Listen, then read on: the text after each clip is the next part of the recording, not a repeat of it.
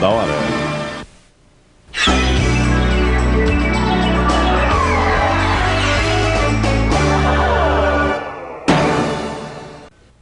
Morte e medo nas pistas. O Arquivo N resgata imagens impressionantes de acidentes que marcaram a história do automobilismo.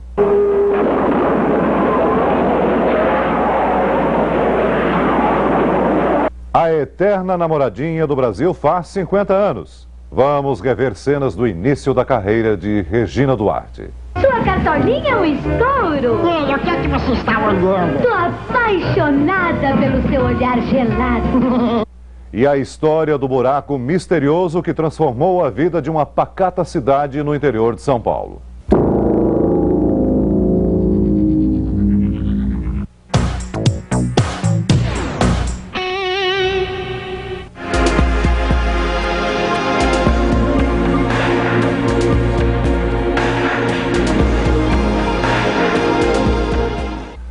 Por causa do acidente que acabamos de rever, o piloto Emerson Fittipaldi vai ficar longe das corridas este ano e, quem sabe, para sempre. Na história do automobilismo, muitos acidentes foram registrados pelas câmeras de TV. São imagens espetaculares, chocantes, muitas vezes trágicas. A Fórmula 1 sempre foi uma das categorias mais perigosas do automobilismo. Só nos primeiros 10 anos, 19 pessoas morreram, entre pilotos, espectadores e técnicos. Em 1961, aconteceu a maior tragédia da história. Foi no Grande Prêmio de Monza, na Itália. A Ferrari do alemão Wolfgang von Trips, desgovernada, matou 13 espectadores. O piloto também morreu. 6 anos e 3 vítimas depois, morreu o italiano Lorenzo Bandini, no GP de Mônaco. Em 1970, um acidente fatal acabou dando a Emerson Fittipaldi a sua grande chance na Fórmula 1. Quando o austríaco Johan Rindt morreu nos treinos para o Grande Prêmio da Itália, em Monza, Colin Chapman escolheu o brasileiro para substituir o corredor. Começava ali a paixão do público brasileiro pela Fórmula 1. Rindt seria o campeão daquele ano e o único na história a conquistar o título depois de morto. Entre as vítimas sempre lembradas dessa nova e perigosa fase da Fórmula 1 estão 2 pilotos muito jovens. O francês François Cevert, morto em 73, e o americano Peter Revson, que sofreu um acidente fatal durante um teste no ano seguinte. Em 76, Niki Lauda, o austríaco bicampeão do mundo, sobreviveu a um acidente terrível em Nürburgring. Depois de ficar internado 1 mês em estado gravíssimo, ele voltaria às pistas com o rosto deformado pelas queimaduras, para ser campeão no ano seguinte. Em 78, morria no circuito de Monza o sueco Ronnie Peterson, grande amigo de Emerson Fittipaldi. Eu senti muito o Ronnie Peterson, sem dúvida. Eu tinha um respeito muito grande pelo Ronnie, o Ronnie tinha um respeito muito grande por mim. E fora das pistas era o meu melhor amigo. Em sua última vitória no Grande Prêmio da África do Sul, Ronnie Peterson ultrapassou Patrick Depailler na penúltima volta. Depailler morreria 2 anos mais tarde durante testes na Alemanha. 1982. Depois de sofrer vários acidentes e impressionar os torcedores da Fórmula 1 por sua coragem e estilo arrojado nas pistas, o canadense Gilles Villeneuve encontrou a morte nos treinos para o Grande Prêmio da Bélgica em Zolder. O choque da Ferrari lançou o corpo de Villeneuve a 40 metros de distância do local do acidente. Ele tinha 30 anos. No mesmo ano, o francês Didier Pironi, também da Ferrari, sofreu um acidente nos treinos para o Grande Prêmio da Alemanha. O carro ficou totalmente destruído. O piloto quebrou as 2 pernas e um braço, mas escapou. Em 87, Nelson Piquet bateu a 300 km por hora durante os treinos para o Grande Prêmio de San Marino, em Imola, na curva batizada de Villeneuve. O piloto sofreu traumatismo craniano e ficou fora da corrida. Ainda assim, conquistou o campeonato daquele ano. O mesmo Piquet sofreria um acidente ainda mais grave na Fórmula Indy em 92. O carro dele rodou e bateu no muro da pista mais veloz do mundo, a de Indianápolis. Os médicos lutaram 4 dias para salvar os pés de Piquet. O brasileiro só pôde deixar Indianápolis 4 meses depois. Em 93, um acidente espetacular teve final feliz. Na reta de chegada do Grande Prêmio da Itália, a Minardi de Christian Fittipaldi deu uma cambalhota no ar e pousou para cruzar a linha de chegada. O piloto nada sofreu. O ano de 94 registrou o fim de semana mais trágico da história da Fórmula 1. Nos treinos do Grande Prêmio de San Marino, o brasileiro Rubens Barrichello voou com a sua Jordan e foi parar na tela de proteção. Rubinho ficou fora da corrida. No segundo dia de treinos, o piloto austríaco Roland Ratzenberger morreu na curva Tosa. E foi na 7ª volta do Grande Prêmio de San Marino, na curva Tamburello, que os fãs do automobilismo perderam um dos maiores ídolos de todos os tempos, Ayrton Senna.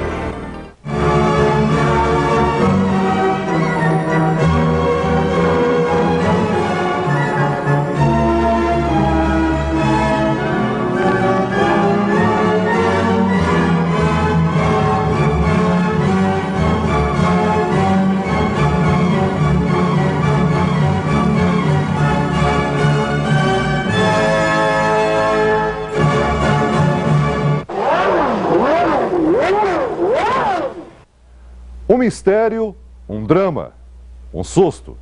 De repente, da noite para o dia, um buraco começou a engolir casas numa pequena cidade do interior de São Paulo.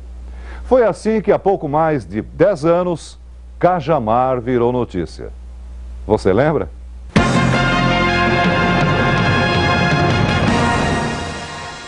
Cajamar é cercada de matas, a maioria de pinheiros e pinos, usados por indústrias de papel da região. Tem 40 mil habitantes que vivem quase todos do trabalho nos 2 frigoríficos da cidade. Hoje, um acontecimento mudou completamente a pacata rotina deles. Tudo começou na madrugada de hoje, com 2 estrondos que foram ouvidos por toda a vizinhança. Em seguida, apareceram rachaduras nas casas e no chão. Mas o mais impressionante aconteceu 3 horas depois. A terra cedeu e formou esse enorme buraco. Tem 10 metros de diâmetro e 10 de profundidade. Chegando ao serviço, minha esposa telefonou e disse que estava trincando a casa. Eu voltei por volta das 9 horas e começou a dar essa erosão ali, ficou todo esse buraco ali. E está cedendo cada vez mais, né? A casa deles foi a mais atingida. As rachaduras se espalharam pelo teto, pelo chão e pelas paredes. Numa delas, dava até para se enxergar do outro lado. Mais 7 casas foram atingidas e um total de 15 estão ameaçadas. Desde amanhã, caminhões da prefeitura auxiliaram os moradores a retirar os objetos e abandonar as casas. Os geólogos ainda não têm uma explicação definitiva para a grande cratera. E a hipótese mais provável é que o buraco surgiu de uma acomodação de cavernas subterrâneas. O povo de Cajamar tem outras suspeitas. Pode ser algum furacão na terra, não? Furacão? É tipo de terremoto, né? Pode haver, talvez, uma série de formigueiros conjuntos que quando deu tremor, se foi o caso, aí naquele local caiu. O buraco não parou de crescer. 10 dias mais tarde, uma casa inteira caiu dentro dele. A área foi isolada e a polícia militar começou a controlar o acesso a Cajamar. Toda e qualquer reportagem solicita autorização do bombeiro, que o corpo de bombeiro tem que acompanhar toda a equipe de reportagem. A cidade, que nem tinha corpo de bombeiros, passou a contar com vigilância de 13 homens. A conclusão dos geólogos era assustadora. Segundo eles, o buraco era uma passagem, uma abertura para uma caverna com quilômetros de comprimento. As ruas ficaram desertas. Cajamar ganhou ares de cidade fantasma. Depois de 6 meses, uma água verde apareceu lá no fundo. E o buraco agora é também uma lagoa escura. Os bombeiros foram embora. Os especialistas ficaram e fizeram novos mapas da cidade, deixando claro que esta é uma cidade condenada. A única zona que pode ser habitada é esta, em amarelo. Os moradores parecem não se importar com fronteiras e começam a voltar para casa. E o senhor não tem medo de ficar aí morando? Não, eu não tenho medo, já estou velho mesmo, tanto vai morrer hoje, morrer amanhã, a mesma coisa. O prefeito da cidade diz que envelheceu 10 anos por causa do buraco, que consumiu da prefeitura dinheiro suficiente para pavimentar 40 ruas. Esse buraco, para a administração nossa, como o próprio termo diz, foi um buraco. O bairro de Lavrinhas foi condenado pelos técnicos do Instituto de Pesquisas Tecnológicas. Outros buracos devem aparecer ao longo da história do bairro daí para frente. O governo federal cedeu à prefeitura de Cajamar uma área de 140 hectares a 3 quilômetros do bairro condenado. A ideia era instalar ali as 600 famílias desabrigadas. Mas quando a reportagem da TV Globo voltou a Cajamar, 3 anos depois do primeiro acidente, nada havia mudado. 3 anos depois, o buraco de Cajamar está do mesmo jeito, com as mesmas casas que caíram e com as outras que ficaram na beirada ameaçando desabar. Aqui não foi feita nenhuma obra de contenção. A única diferença é que nasceu mato em cima da terra que se abriu. Toda a área em torno do buraco, correspondente a 4 quadras, continua ameaçada, mas as pessoas que na época foram retiradas provisoriamente para hospitais e escolas acabaram voltando para as casas que ficaram de pé. E as prováveis causas do buraco continuam em ação. O poço artesiano da Companhia de Água do Estado, a fábrica de refrigerantes, que tem 2 poços, e a pedreira, que provoca novas cavernas e deslocamento do lençol de água. Você deve estar curioso para saber o que aconteceu com a cidade de Cajamar. Nós também ficamos. E uma equipe da Globo News foi até lá para conferir, 10 anos depois, o tamanho do estrago provocado pelo misterioso buraco. 1000 caminhões de terra vermelha, cascalho e pedras grandes, conhecidas como rachão, foram usados para tapar o buraco de Cajamar 4 anos depois dele ter surgido. O buraco ficava bem aqui, onde hoje está essa praça. O vice-prefeito, na época, e atual prefeito da cidade, foi quem tomou a decisão de tapar o buraco, mesmo contrariando laudos que diziam que o buraco deveria permanecer aberto para continuar sendo estudado. Hoje ele acha que fez certo. Já era mesmo hora das pessoas voltarem para suas casas. Isso, apesar de não haver nenhuma garantia de que o buraco não vá reabrir e nem de que outros possam surgir pela cidade. A não ser, é claro, a garantia divina.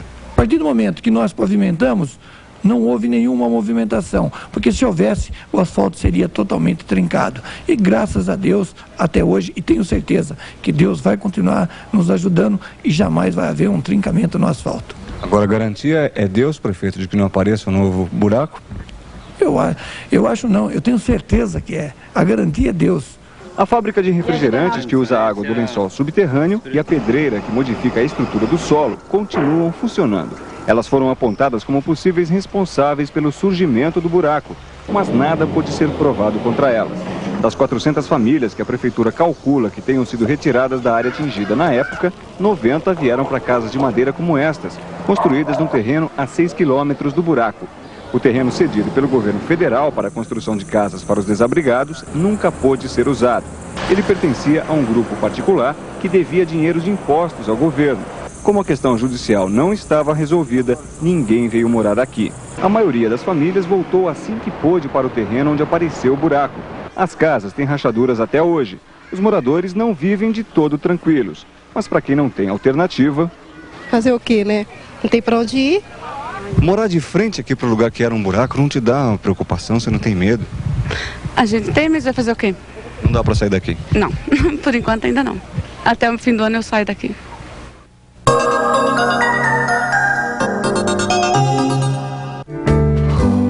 Estrada turva, sou despedida por entre lenços brancos de partida. Em cada curva, sem ter você, vou mais só. She was just 16 and all alone when I came to be. So we grew up together, my mama, child and me. Começar de novo e contar comigo vai valer a pena.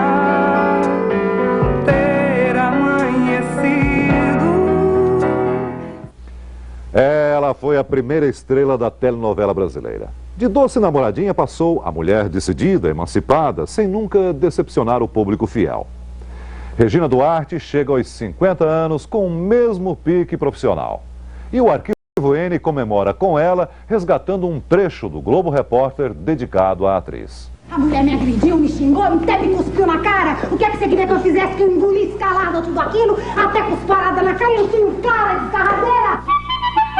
No início da gravação de uma novela, no caso a Roque Santeiro, a Regina tem pouco tempo para estar em família porque ela tem a maior parte do dia ocupado com o trabalho. Mas nós roubamos um dia desses um pouquinho da intimidade da Regina junto com os filhos dela. Ô Regina, apresenta essa tropa pra gente.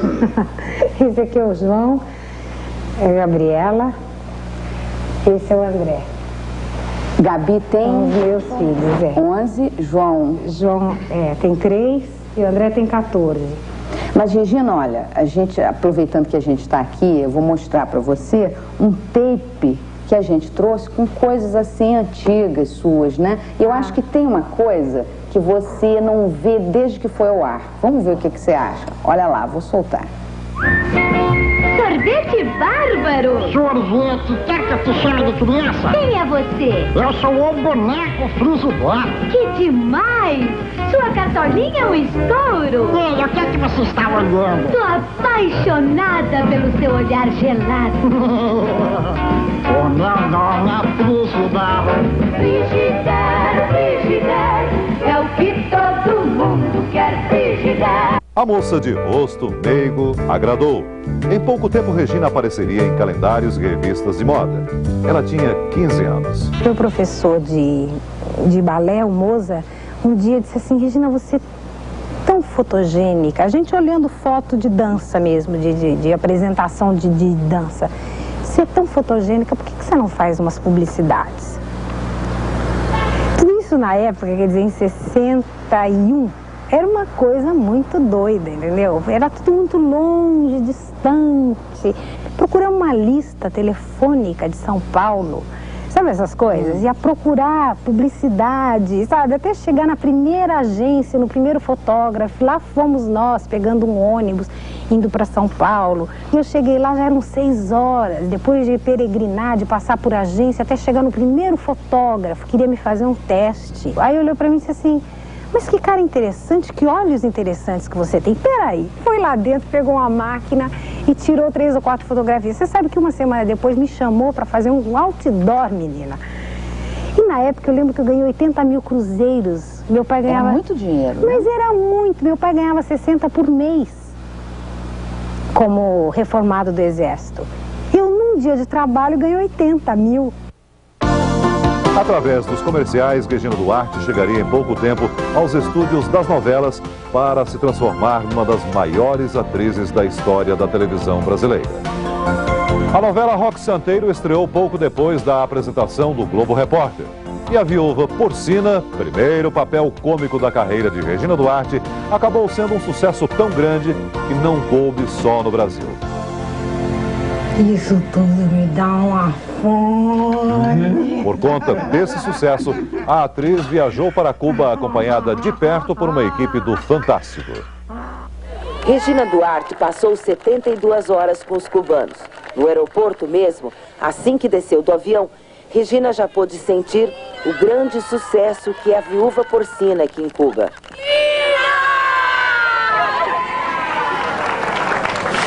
Nos 3 dias que passou em Havana, a atriz Regina Duarte falou com a imprensa, deu entrevistas para a televisão, se encontrou com artistas cubanos e deu muitos autógrafos.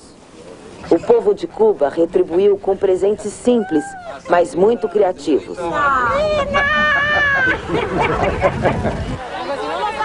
Vestida de porcina com o turbante que a viúva de Roque gosta tanto, Regina Duarte caminhou pelas ruas de Havana Velha.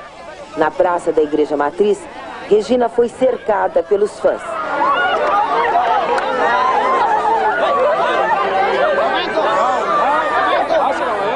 Os cubanos falaram o que pensam da novela. Elogiaram Dias Gomes, imortal da Academia Brasileira de Letras. Yo pienso que esta novela realmente es un clásico de la literatura latinoamericana.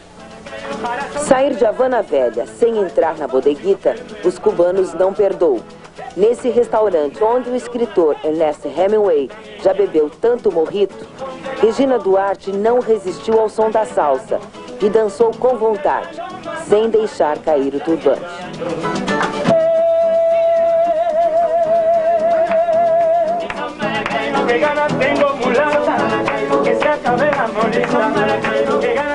E nós resolvemos fazer uma surpresa para uma das famílias que vivem aqui em Havana. Trouxemos a Regina, vestida de porcina e tudo, para assistir a novela aqui com uma das famílias. Uma surpresa!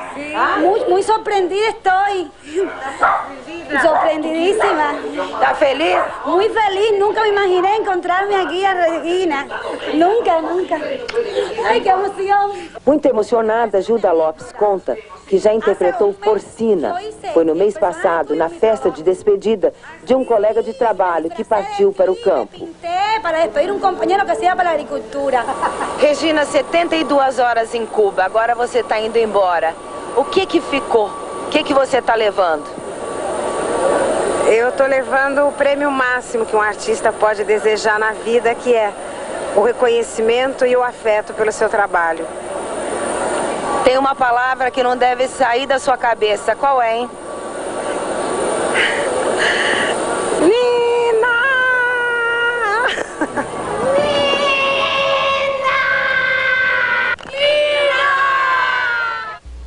No ano em que Regina Duarte nasceu, o Carnaval Carioca foi especialmente animado. Nos bailes brilharam estrelas como Elvira Pagan e Mara Róbia. A folia de 1947 mereceu uma crônica tão divertida quanto a própria festa.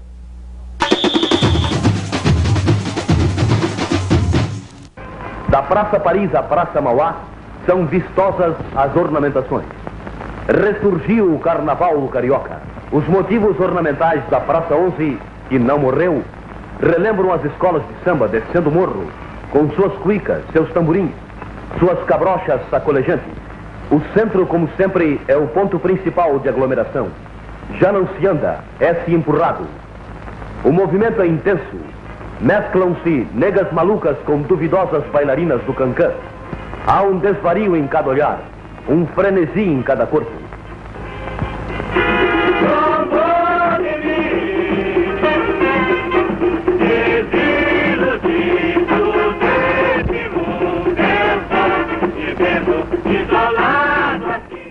O Brasil é boa terra. O turista teve sua atenção despertada para uma garbosa silhueta que bamboleava em cima de um carro. Mas nosso cinegrafista passou-lhe à frente. Não, meu amigo, primeiro a prata da casa. Amanhã! Eila, a alegre escultural Elvira Pagan, de linhas plásticas impecáveis, verdadeira peça estatuária, de calor, de sonho, de fascinação. O baile de gala do Municipal foi de um esplendor único. Regurgitante de máscaras, o recinto mal pôde conter a verdadeira multidão que o abarrotou. Magnificente a decoração à veneziana, num reverbero faiscante de bom gosto. Uma festa à Technicolor.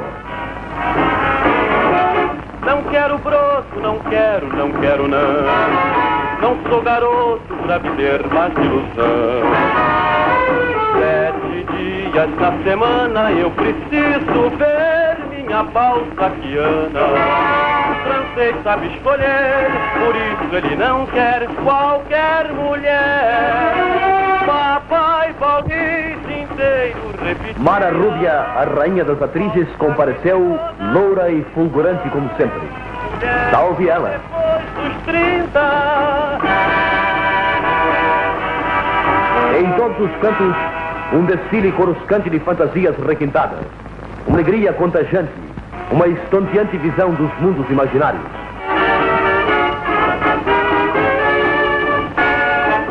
O francês sabe escolher, por isso ele não quer qualquer mulher. Papai Balzac já dizia, Paris inteiro repetia. Balzac tirou na tinta, mulher só depois dos 30. O Arquivo N fica por aqui. Escreva para nós através do nosso e-mail pedindo a reportagem ou a imagem que gostaria de rever. Até a próxima semana.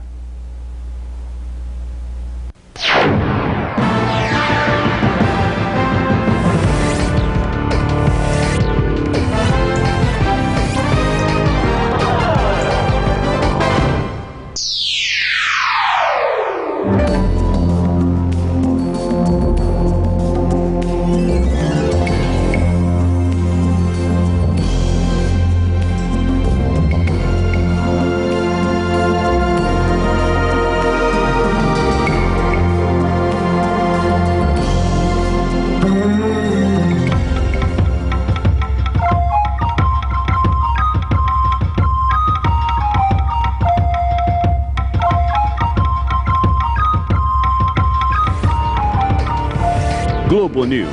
A vida real. Em tempo real. Nossa terra. Nossa gente.